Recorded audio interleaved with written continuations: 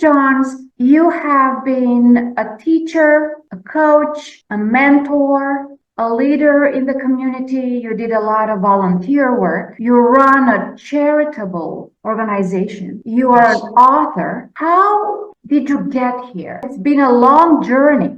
I got to go back. I always lived my life believing that you have to give.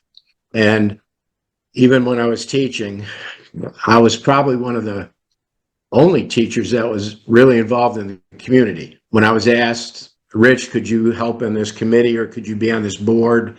I would do it. And from that, I made obviously lifelong connections. Even today, I just wrote a note off to the Rotary, for example, where service is above self.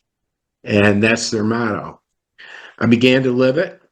Never thought about that I was doing it, but just did it. I loved my teaching. Probably about the year, I'm going to say 2000. I'd been teaching a while. I was then in a middle school because I started my career in an elementary building. I loved it. Went to the middle school, and I would soon realize there was a different, I'm going to say, attitude from the kids, but from the teachers, and how they may expect certain things or might not. I wanted to bring my elementary feelings right to the middle school. And so I maintained my connections to the kids, wanting them to be kind, thinking about kindness all the time. And I know that it was during that year that within my own building, something happened at the adult level. Well, things can happen to them, but they don't even say anything about it. And they just live that existence, accepting what's happening.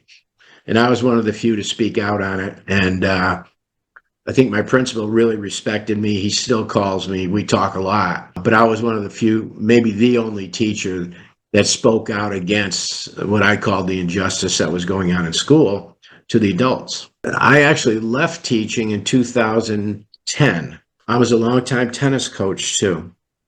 And of course, in tennis, we don't have umpires at our level of high school. It's all about honesty. And I always stressed that with my players. We developed great teams.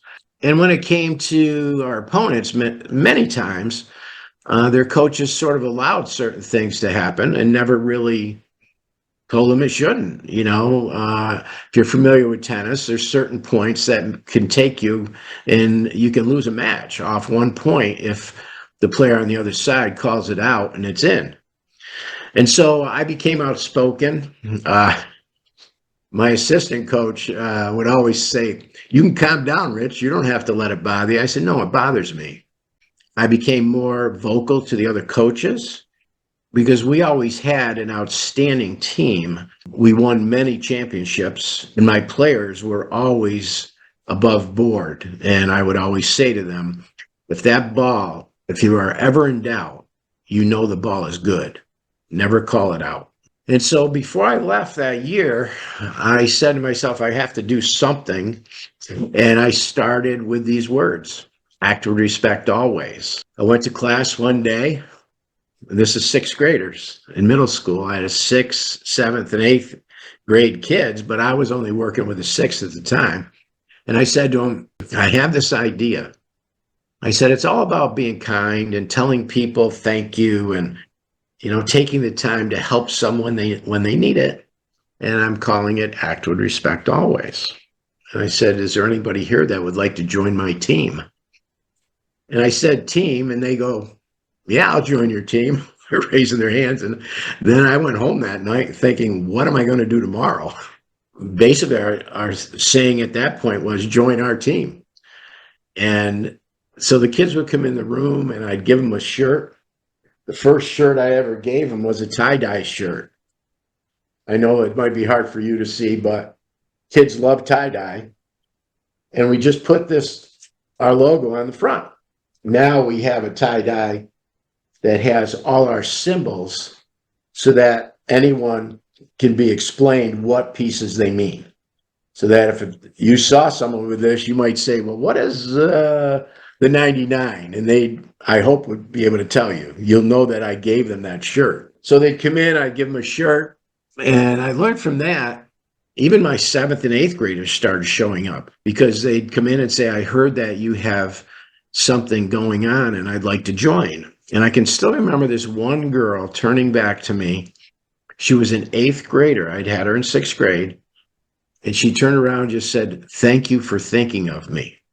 And it was like, okay, I know I'm doing something good. The only feedback I got negative was from other teachers. What are you doing this for? Why are you using the word respect? And so I decided that year would be a good year to step out. I had put in a beautiful career, and even the superintendent was sort of being a pain. And I let her know how I felt too. Why are you doing this? I think in today's world, and even in the United States, in most public schools, Catholic schools, they want you all doing the same thing. I mean, if you are very creative, look out, and that's the way our district was. So I left and I had my website up, and one day in the fall, I just wanted to see what could happen. I got a note from a teacher in a school district and said, would you come and see my class? Sure, I'll come and see your class. That led to more and more communication with other people because they would pass the word on. Before I knew it, I couldn't go to one class anymore because the school, they wanted me to see as many kids as I could. So it went to larger assemblies and so on. I've been so fortunate. At this point, I know I've seen over 100,000 people face to face, not besides Instagram and Facebook and so on. And all the feedback's always been positive. And as I went along, I kept changing. I started out with just a question, what's your 99? And then from there, when kids would write me on Instagram and so on, I'd learn, wow, there's a lot more going on than I need to get into. And so I got into mental health. I didn't waste time on that at all. And I really was the only speaker, I'm sure, stressing empathy from day one. And still to this day, I can go into a school and ask, could someone tell me what empathy means? And these are middle school, high school kids, and they still have a hard time trying to explain to me what empathy is. I've encouraged teachers every day, let's talk about empathy. Someone's going to give you an example. They didn't even know it was empathy. And you build on that because the more empathic you are, I believe, the better life you're going to have and be able to give to someone else. So it kept growing and more publicity got out. I've been on various podcasts and stuff like that, which continues to make it grow. But my individual communication is really the key to its strength. When I go to a school, so I'm putting a lot in, is that okay? I'm just sort of following a path right now. When I go to a school, I also usually incorporate books, depending on their age group. I had a couple here that I'm actually going to take to a local teacher. She doesn't know it yet, but these were just a couple. This one's just called A Fish in a Tree. And it's a great book about a young lady who dyslexia is her challenge. And in school, she feels just stupid. And she uses that word, and she'd rather be in the principal's office than having somebody make fun of her. And this quote that's used here, and Albert Einstein actually said, if you asked a fish to climb a tree, it would feel stupid. And I always believe strongly in asking kids what they could do, not what I wanted them to do. And this book draws that right out. I've had so many love that book, and it can be at a younger age, could be middle school, can be high school. That's one example of just one book, but I have books on empathy. I just shipped to a teacher, and I shipped her what I call Starfish Awards. You're familiar with the Starfish story. It's about making a difference. The young girl at the end just says, but when she throws that other starfish in the water and looks back at the person and says, but I made a difference for that one. And so my key to the kids is you can create this wave. You can just simply pay something forward and really know where it's going to end. And so when I did start my program, I called it a pay it forward mission. I even had administrators in my school ask me, what does it mean to pay it forward? Now you got to know, I was talking pay it forward in the year 2000 or 2010, I should say. Now we're at 2024. And of course, everybody's using terms, empathy, mental health, even though many of the schools don't truly act on it. But I think I got into it quick and the kids recognized it.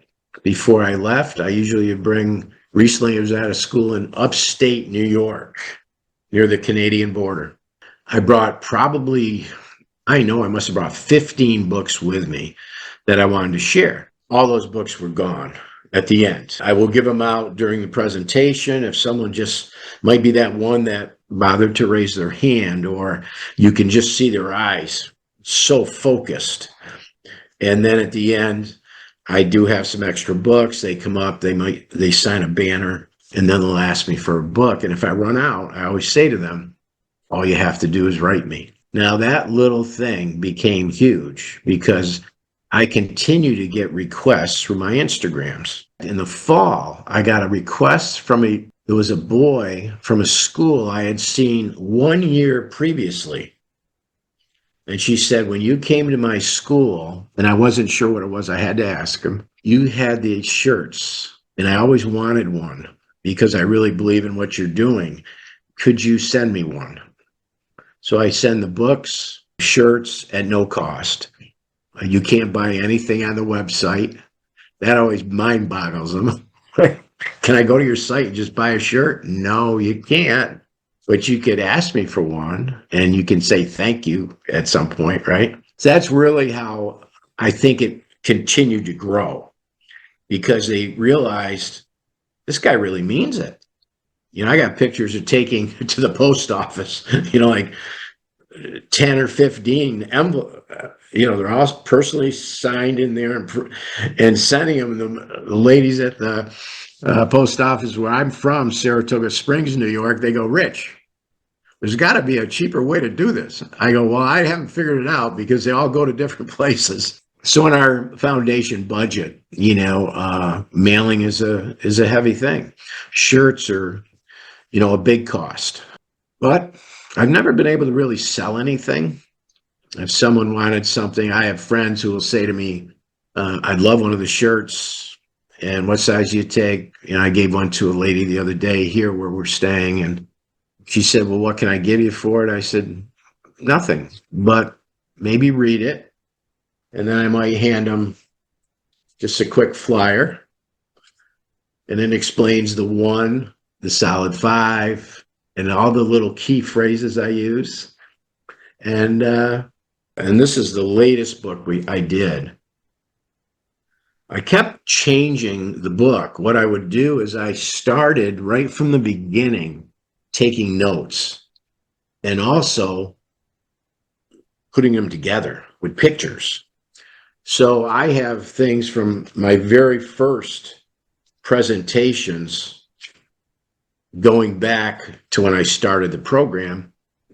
And in the last couple I've had, I always end with one that came from a pastor who I had as a student and a tennis coach, who wrote an incredible piece that I cherish a lot. I have gone back to meet her. She practices in Vermont. I've been wanting to stay in touch with the kids. They write me on Messenger, which some might if it's within a Facebook. But I always save my Instagram stuff so I can actually go back. And I found a girl had written me, like, I was heading up north. North is, for me, it's a 4-hour drive from where I live. This girl just happened to write me. She said, I met you when I was a 6th grader, but now I'm a senior or a junior. And she sent me the link because in my website, I put in the news some special things. And I go, oh, I found you. Yeah. And her statement was great. Originally she said, when they told us, and the administrators, well, we're having a program about respect. The kid will go, oh, no, not one of those. It's just what she said. And, but now she was a junior. She's now a senior. So last year, her junior year, I said, look, I have to be about an hour from you to speak. And I hope to be done by noontime. I went right to her school from where I was speaking. I said, would you please let your office know that I'm coming and I would like to have you, be able to come out of class. So I get there and they cross-examined me like I had and I said, no, no, no, here's her name. And finally she did come in the office and they all laughed because they have the protocol. They don't want anybody coming in unless you have a reason. And then the principal came out. He said, I remember you. You came here about 5 years ago. I said, yeah. But those kind of connections last for a lifetime. And what I'm trying to teach the kids through notes of gratitude, it's so important to write someone a letter, put it down, put it in the mail, and send it. You will make a connection that can last forever. They hopefully will write you back. And that helped us to get to a part of our program called Who Are Your Solid Five? And that's about mental health, about preventing suicides, knowing you can go to someone at any time and they won't judge you. The key was that they won't judge you. Now, even teachers will say, you can come and see me, but you didn't say, come see me. You can come and see me, or you didn't give me your phone number. So the real good ones will buy right in and know, how would they come and see me? It could happen on a Friday night. And who are they going to call? So I always encourage through the Solid Five, I want you to have 5 people. Now, when I'm done, I always say, I'm one of them. And I put up my contacts, my phone number, my email, my Instagram. And I said, it could be an elementary teacher. You might be a senior or a junior. And when you leave somewhere from here, you could still connect with them, but it's a challenge to find your 5 where you are now living. And I found from a note from a mom who I'm close with. I had 2 of her daughters in class. She said, Rich, their biggest challenge was finding a solid 5 when they left. They could find them in college. Now they're out in the job market and they're working. And so the same can apply, though. It only takes a second or 2 to write somebody and say thank you. I always think that note means a lot. And I have found through letters I've received, I brought my backpack and I said, I better have these things around because I carry these when I travel. These are all just some of the notes that I've received. I have them all in here. And they remind me how important it is because, like, one of the gentlemen went to Duke University.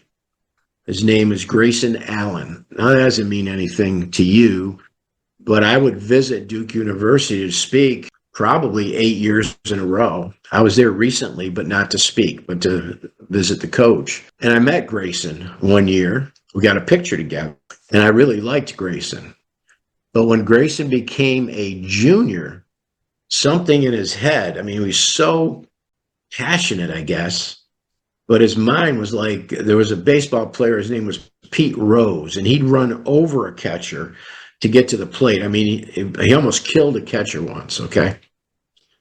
And during some of the basketball games, I never seen Grayson do it. I did see it on TV, though. He would trip someone. And after it happened 3-4 times, there was a big outcry that Coach K, who's one of the greatest coaches of all time, should suspend him or take away his scholarship. Well, Coach K is one of the kindest people I ever met. And he decided he would bench him for a while, which he did. It was near the end of the season. Grayson decides, with coach's encouragement, please come back to Duke one more year. His senior year, there was never one episode at all. He is now one of the top players in the NBA.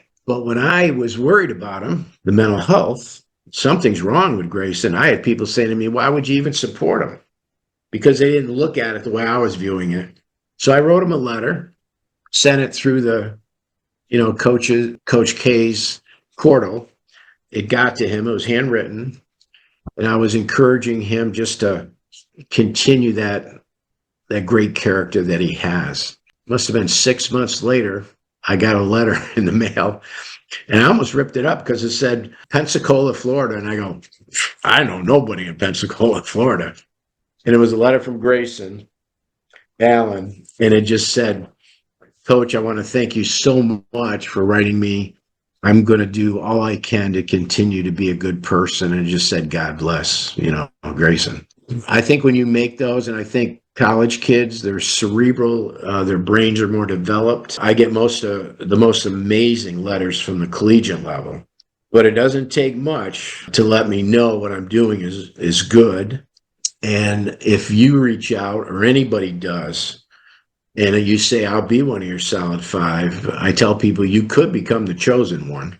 And by saying that, I mean that I've gotten two, well, one is specifically after I spoke somewhere. I got a note from one of the kids. It was a banquet for a basketball team. Seems going to be a good night. And the coach said, could you come just to be there? The kids all know you. And they were really a good group of kids. So I said, yeah, I'll come over.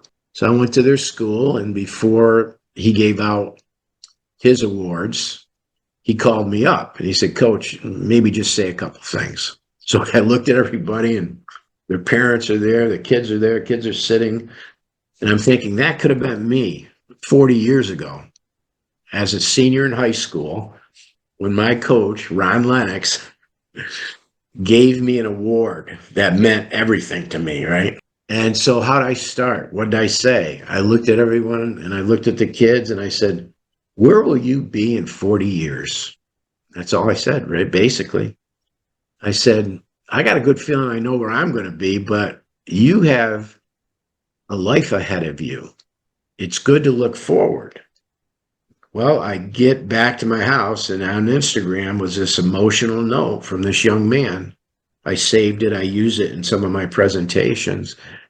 And he just said, Coach, before you came the other night, and I'll paraphrase, he said, I felt I couldn't breathe anymore. What you said, and he quoted me, that changed me. He said, because I realized there's so much to live for. I want to be a husband. I want to have a family. From that, I jumped to, okay, we got to hang on, right? We got to hang on. I don't care if it's 1 second, 2 seconds. But my shift then became you have so much to be here for. And there's only one of you in this whole universe. And I want to keep you here because you are special. A big moment for me. There have been several big moments. I think another would have been one of our taglines it just says #BeVisible or the Visible Project.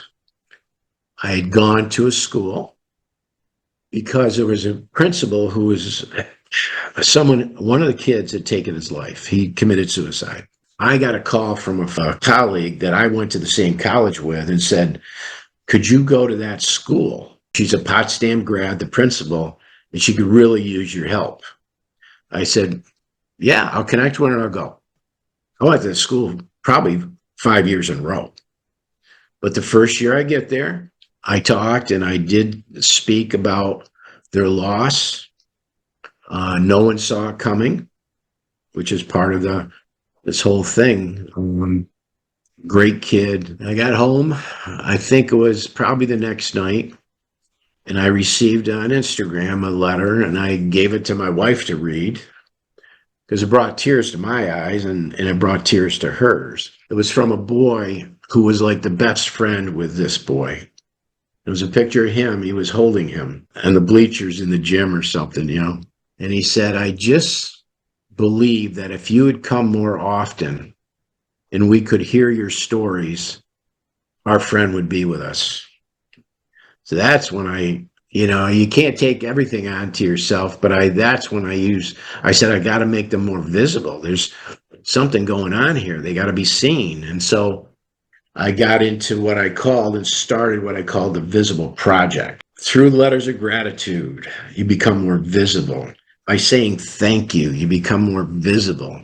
By telling that teacher at the end of the first class you have as a freshman, because she doesn't or he doesn't know you for anything, I want you to go up and say to them, thank you so much. I'm Rich Johns. Let them know you're there, because it's very easy on the flip side for people not to notice. And I've had, even in my middle school, teachers say, well, I can't get to know them all. Well, why can't you? You can, if you really want to. When kids go into ninth grade, I always tell them, look, you're going into a whole new place, because from middle school to high school, you got to make sure people know who you are in a good way. I encourage them to do that kind of thing. The Visible Project, who are your solid 5? What's your 99? That was the first question I produced. And I realized by asking a question, it generated an answer. And that question has really crossed the country. And basically, it's about the kindness you have in you. It's about understanding your own personal character and developing it. There's a lot of interpretations. Wow. Over time, I've had kids, oh, Mr. Johns, I did a 99 today. I usually argue with my brother, but I didn't. That's a 99. I said, yeah, it's a 99. But what you can do every minute and every day, you can actually evaluate yourself. If something occurs or someone drops something, maybe normally you might walk by, but this time you didn't. You knew you really scored a high score. Or you're walking down the hallway, I'll say to kids, and you make this one comment and you don't even know it might have hurt somebody. So we don't want to make those, I call microaggression. You don't want to make these comments. If you don't make them, your score stays high. If you do, what do you think your score does? And they're right away, my score is low. And kids are tough on themselves when it comes to scoring, because if they are, I always say, I'm not worried about you, because that means you're thinking about it. It's the one that says, well, I think I'm a 99. Really?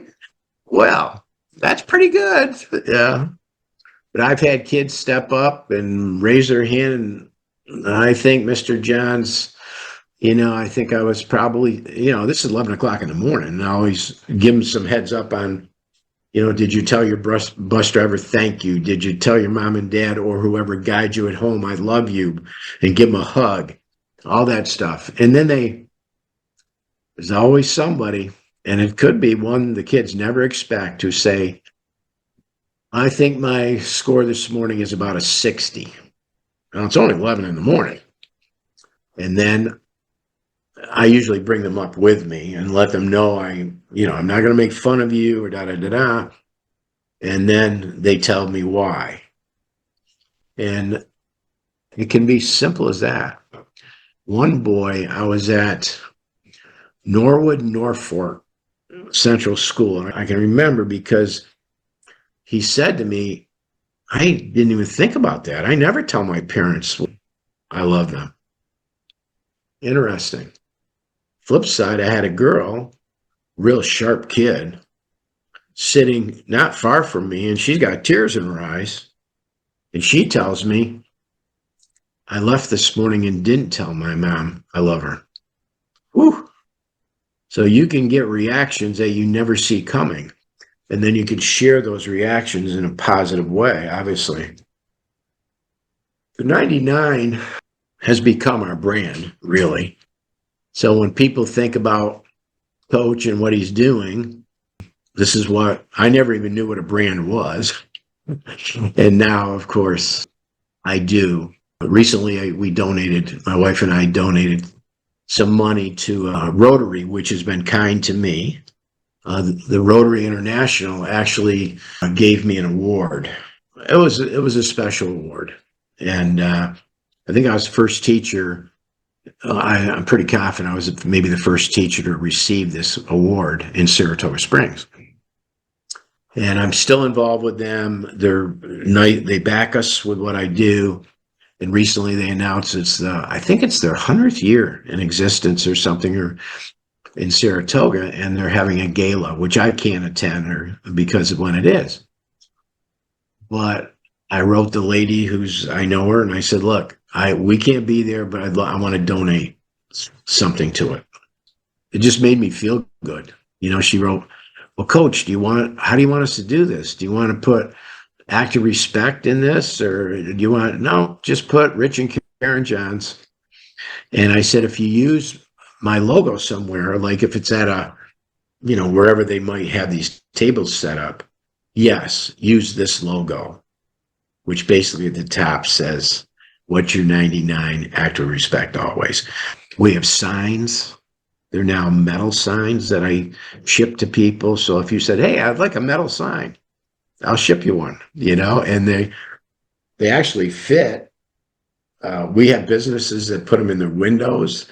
Then there are people in town said, can I have one? So I would actually drill, the holes are already drilled, but then because I had to finally design it and make it easier for me, and I'd attach it to a metal stand, and I'd say, yeah, where do you live?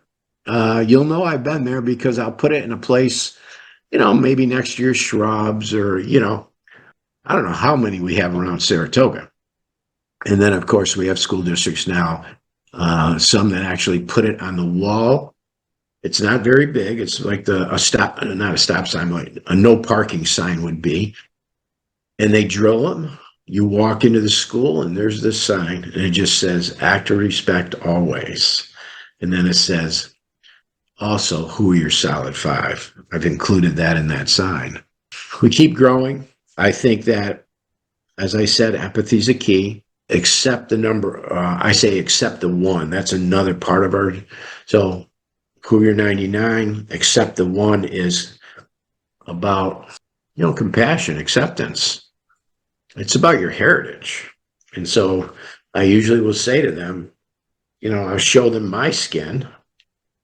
And I say, you've come here, or your parents or grandparents, or in my case, I'm older, so it could have been 3 generations. What nationality are you? Where's your grandparents from? Boy, it's a question that most of them can't answer. And I'll say, I think it'd be great for you to go home and talk about it. And I tell them that my background is, my grandparents on both sides came from a small town in Syria. I remember the first time I shared that, I was at Duke University, and that was when there was a lot of killing going on in Syria, and there still is, and a lot of kids. And I said, I could see myself, when I saw a little boy. And I couldn't hear a pin drop. About 150 collegians sitting in this huge auditorium. And I said, we have to accept everyone, no matter what color you are. And I use an example of, we're all born driving a car. Now, they're all different cars. And babies, when they're born, it doesn't matter if they're black, brown, Irish, whatever, doesn't matter. When a baby cries, another baby's there. What happens from there to when you are older? And you just are bombarded by other people telling you things. If you accept these things without questioning, obviously, you could become the same type of person that is not kind. Or you accept people for who they are, no matter what they look like. Whether they have green hair, purple hair, tattoos, it does not matter. And then you can tie it back to the 99, because if you don't accept, your 99 is very low. So those numbers sort of came together just by chance. I always have somebody say, I think I'm higher than 100. It was really weird. I was at a school assembly, and they brought me in because they have what they call twice a year, they have a wellness day. And this teacher who runs it had seen me speak at a couple of events, and he said, Coach, would you come? And I said, sure, I'll come. there's always a wise guy or girl, somebody, it's usually a kid, a boy, who's in the crowd, right? Who's in that situation. I handled him quite well, having been a teacher for a long time. And even the teachers told me after, they said, yeah, he's the biggest wise guy in the school. And the kids didn't appreciate it because he was trying to represent them and they didn't like it. I knew that right away. And I do say those things because I would always tell my class, we have to represent as one. And even in a classroom, if you're not comfortable sitting there, I'm going to put you someplace else. You got to take those steps. And when I left that day, the interesting thing was the guy that brought me already, I went down, I tried to find him before I left. He was in his gym class. And he goes, Coach, we've already brought in the 99. He goes, we're always already talking about it. And I know they took that 99 and it's infusing it into their school. It's very simple. I've had principals call kids to the office. The first question is, well, what's your score? And I can always help. And of course, the backpacks, they're for a good reason. I did a conference and they were all educators. I was one of the keynotes and I brought everything I could because whenever I do a conference, I just want them to go away with whatever they can. I may see them, one may write me. That day, it was about emptying their backpacks. And I explained to them, if you're empathic, if you're an outstanding teacher, you will slowly get the story of your students. But you got to ask. And you may start your day, and I have a teacher who does this in a school district. After I left, she goes, Coach, the next day I had a backpack. I mean, she just put a copy of mine up on the screen or on her whiteboard and then wrote, I'm going to tell you something about myself that you don't know. And that's a great question to use because I've always said, that's a tough question. And she would say something about herself and tell them.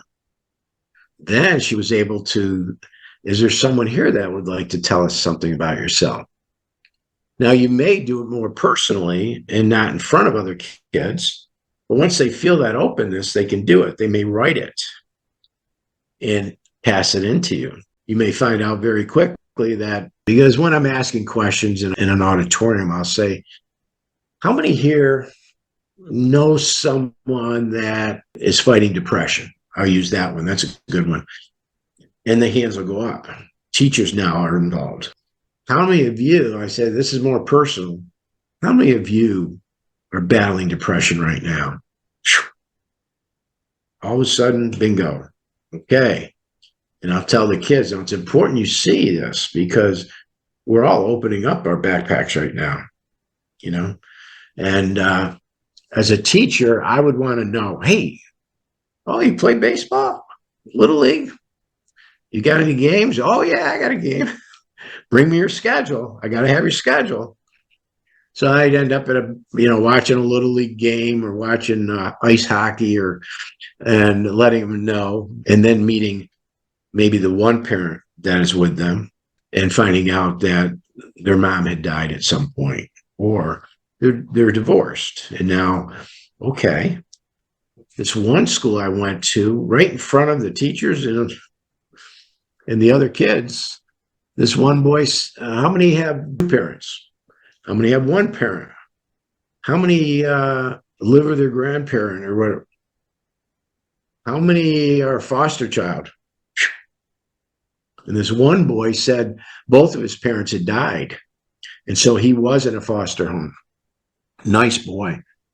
Before he left that day, I said, I want to give you something. Make sure you see me. So I gave him a shirt. Well, that was like gold. He ended up in the it's a small school. The superintendent writes me. It's in one of my books. And he goes, Rich, he came into my office. I said, is there anything you'd like? He said, yeah, I'd like a cup of coffee. He's like in 7th grade. He goes, got him a cup of coffee. He goes, we sat and talked. He said, it was incredible to learn about him. So this conference I did, the teachers were like, they had to evaluate me. Some of the evaluations, they were all great, but a few of them just said, open your backpacks, get those backpacks open. And I've always been willing to tell the kids about my life. And I said, yeah, there's some things you're not going to share, of course. But when my dad was in a nursing home, I remember telling him, tonight's Wednesday, I'm going up to see my dad. And when he passed, I pulled up his obituary, let him see. And I remember getting incredible feedback from these kids and the difference it made in knowing that I'm just like you. So I think that's the real key to any speaker. Immediately has to relate, and it's usually not through a loud tone at all. People say I have a voice that is calming. I think you could go into any room, Rich, and it would be. I think the most challenging one I had was recently. It was in the fall, and this teacher was so excited to get me there. I'd been to the school quite a few times, and they all knew me, and they had a brand new auditorium. And I said, fine. And I had my computer. I said, all I need is to plug in, and if you have somebody to just connect everything, we're set. The poor girl. Both of the people who worked for the district that day on the computers and stuff, one wasn't in school, the other had to leave early. So she couldn't get it set up. The principal comes in. Yeah, he couldn't get it set up. I said, all right, what's the big problem? He says, well, if we get your PowerPoint up, there's no sound. Or if we get sound, there's no PowerPoint. I said, just let me see the PowerPoint. They were all in there, and they're all different ages. This was one of those special ones I had prepared because she said, Rich, we're going to have, like first graders in there with sixth graders. And that's usually something I would never do, but I've gone there enough. It all turned out okay. Even she came up and she says, I can't believe, Rich, that you pulled this together. When you do something and you love it, and it all worked out. I even did a power of three thing I hadn't done in years. I brought 3 kids up. They had to go get 3 more. They had to go get 3 and showed them how quickly something can grow. People say, when are you going to stop? I don't have a game plan for that. People were still amazed that I left teaching and didn't do what all other teachers do. Usually just go into retirement. I love my retirement. I'm enjoying it. I have time to, if I want to go out and hit a tennis ball, I can do it. If I want to go for a walk during these 3 months, I have a chance to come to another part of the country. I come to Florida. I can relax. I have been working on some big projects. Very important to stay involved in my own community. There's been, a number of things going on at our local school that I know where coaches have mistreated female athletes. And some has occurred over time. Title IX was sort of everybody was excited about Title IX, but the problem was there was no model for Title IX for women. So whoever was coaching used the men's model to coach the women. And a lot of that's still seen where you just shouldn't use certain language. You shouldn't ask them to do certain things that could hurt their body. And so I've been on the forefront of speaking out about what I call bully coaches. If it's you, take ownership to it, I say. And if it's not you, don't worry about it. I got no problem with you. I think I coached girls tennis for 30 years. There was no need to ever, get on them for something, especially a mistake. Kids don't make mistakes on purpose. And we'd always just have simple rules: be on time, which means be early. Don't be late. And make sure you have your tennis racket and your sneakers, please. And if you've never played the game, you're welcome to come. So I initiated a no-cut policy. Right away, it was very hard for me to let a player go. And then we built our program into probably one of the largest programs in the country on numbers, but also one of the most effective programs. And then the USTA, which is the United States Tennis Association, gave me an award called the Starfish Award. So now you see where that starfish has just come back around again, you know, and not to expect something, but when a kid receives, any of the children receive a starfish, it's like, man, I tell them that's the most important award I ever received. And I show them mine. They always want to touch it if they can, you know, it's glass. But I said, I'm going to present some starfish awards today to you. And I want you to protect this. It may just look like a little trophy, but it means you are one special person. You're doing really good things. So we give out as many of those as we can too. For these young people, the word respect might have different meanings. Also, for some of them, respect might be equal to a lot of constraint, a lot of rules, while for others, respect might just come very natural. How do you explain what respect really means? Well, it's funny you say that, because even when I started, I would have the word up and I'd go, but there's a lot of things from that word I want you to know. And I'd actually have these several things that would say, really, it comes down to how you're treating somebody. Sure, will you have boundaries sometimes? Yes. And as an adult, you want to have boundaries. Boundaries are usually good for yourself, protecting yourself, and so on. I think when the schools have become more aware of what makes a good teacher, in the US, you've probably heard the term social emotional learning. But social emotional learning is something every great teacher did. They would help them through these tough times, let them know they're there. The hard part is if I don't have a student and can't be with them all the time, right? And it might come through some other way.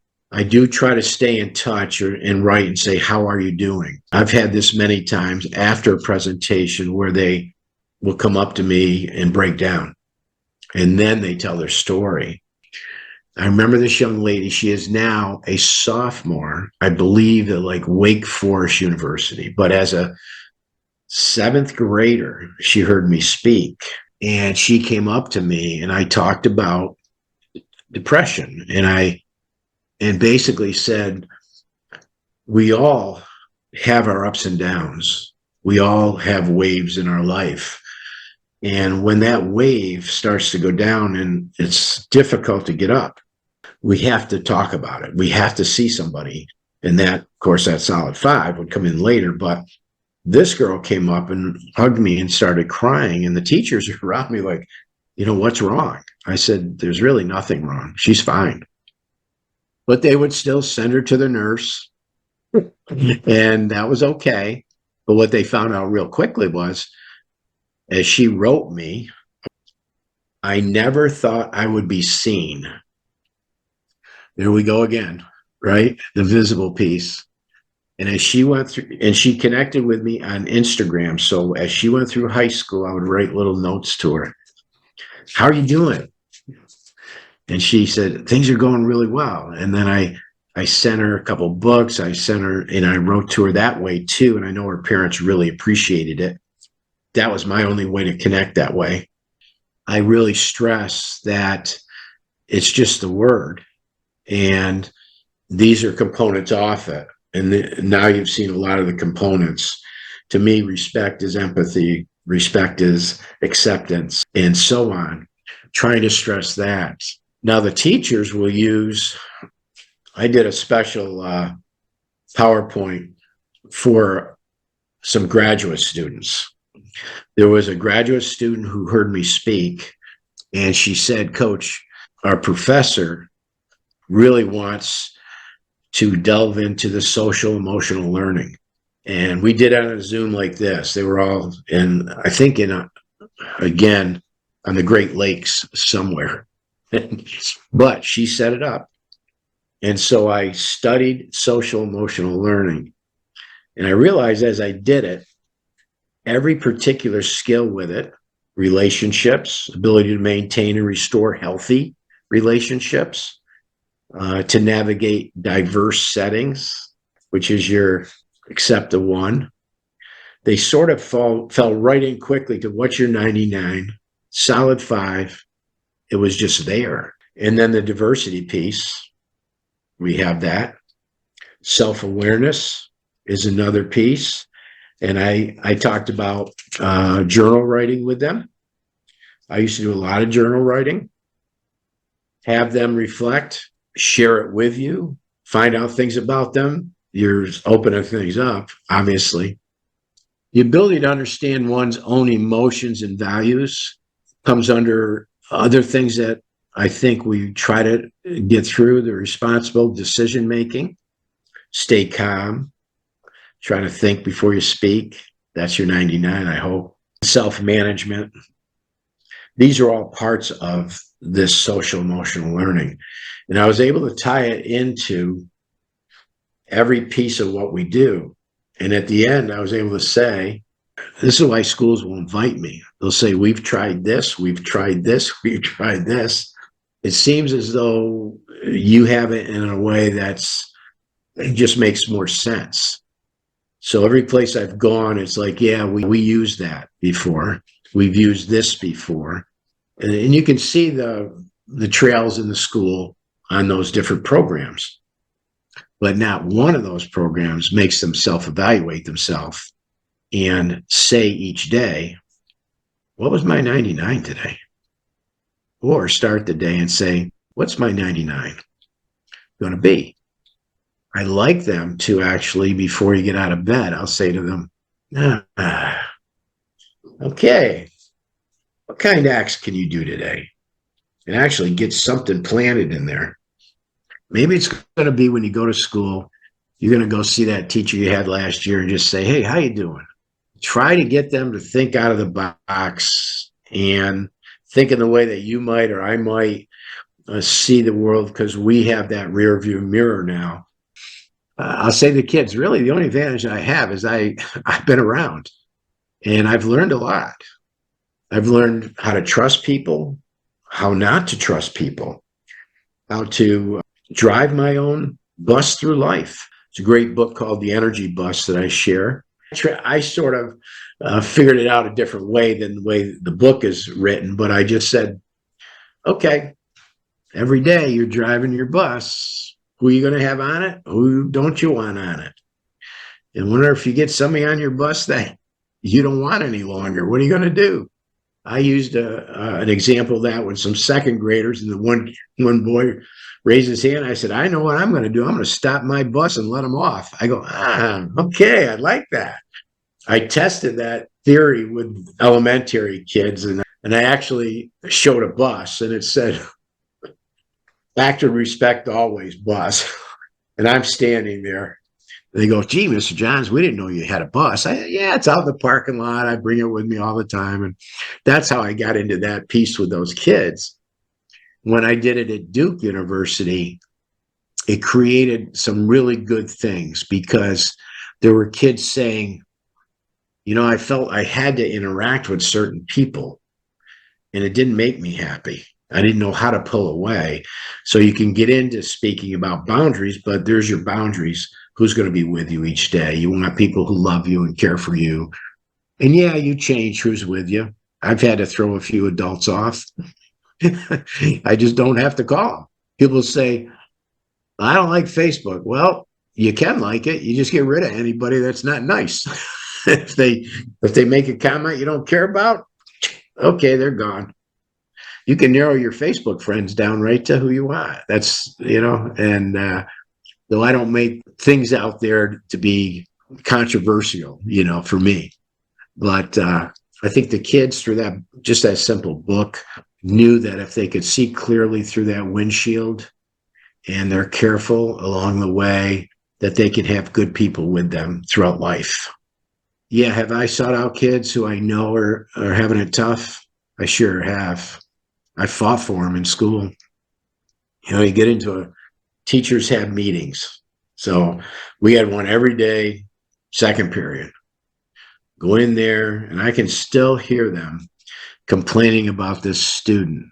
And I finally just said to him, do you know that student and his mother are basically homeless, but they're living now in a motel that they were able to get into. Well, no, I didn't know that. So do you think homework really matters? You have to look at each of them. I've had kids under tremendous pressure.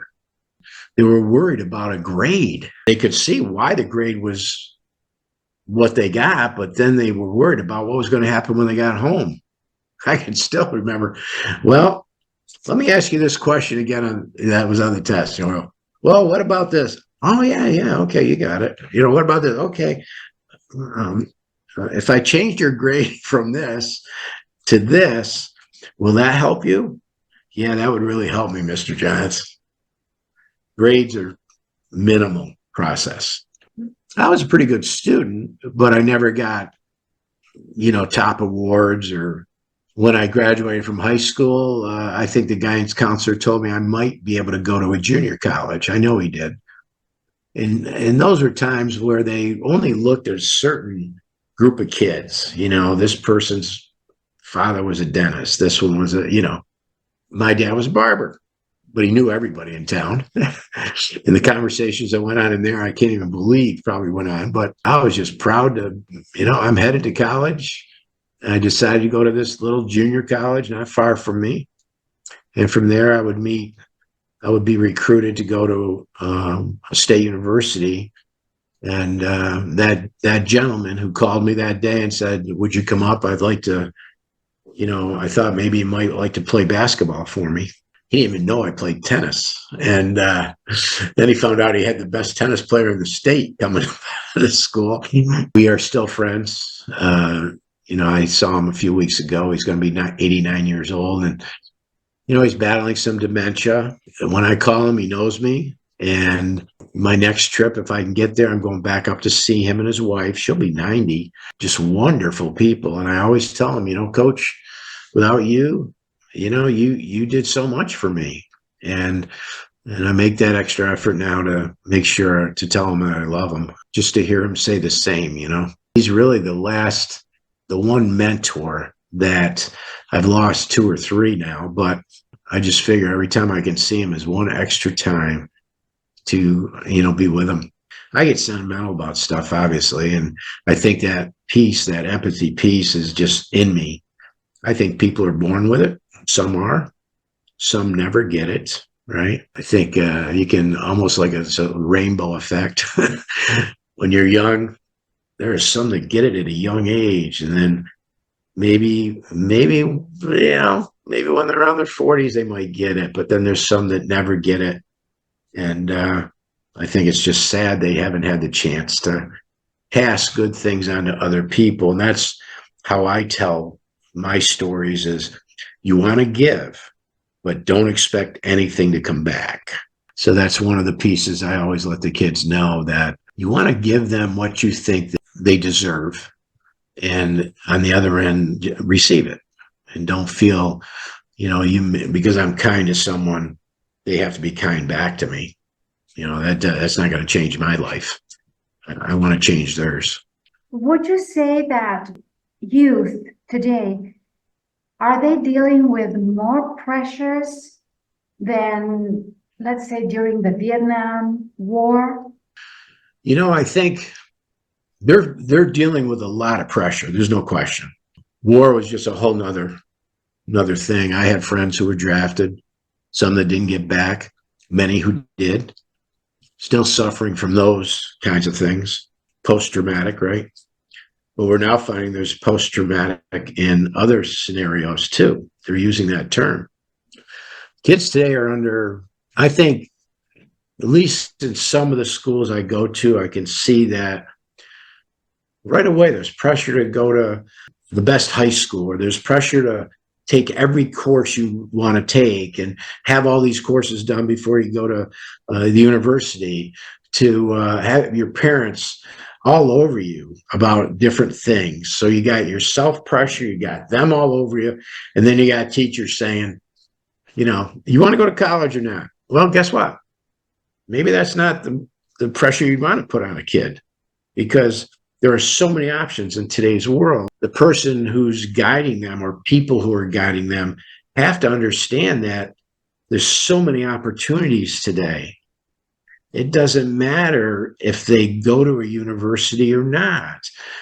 Trade schools are probably the one item that I keep pushing, that all high schools should have a separate building attached for the trades if they don't have what they call trade schools close by. Like we have what's called BOCES.